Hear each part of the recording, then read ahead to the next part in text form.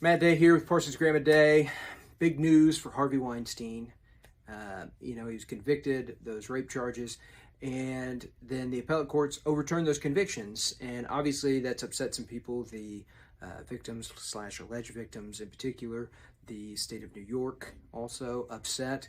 And a lot of people are asking, like, how could this happen? Okay, here's how it happened. Here was the issue. And I'll try and put it in terms of Oklahoma law. So there is a rule that permits the use of other conduct, right, in a trial for a specific crime, right? And it can be used in civil cases, but I'm going to focus on the criminal side. So you're charged with, for example, you're charged with burglary, and then you have other burglaries. So in Oklahoma, the state would file a Burke's notice, Burke's being the name of the case that made this a rule, right, in which they say we plan to introduce this evidence of other crimes or bad acts. So you've been charged with burglary, we're going to cite to and use the information from these other burglaries, right?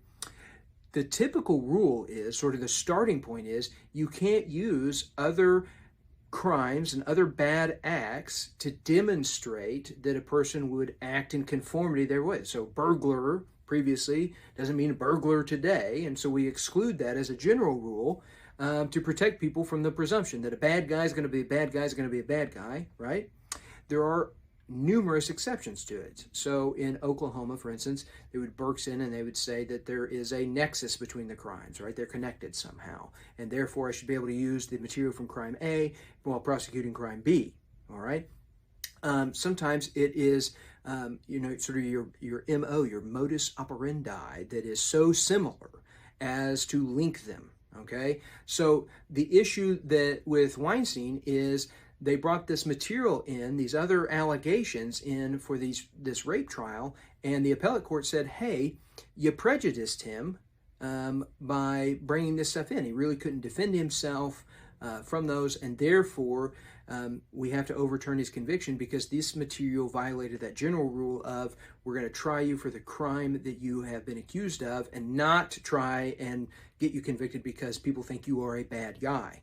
And that's why Harvey Weinstein's going to get a new trial. And of course, the state is going to prosecute him presumptively on that. That's what I've been reading. And so that's why Harvey Weinstein is getting out, is because they used evidence that prejudiced him that was not directly on point with the charges he was facing.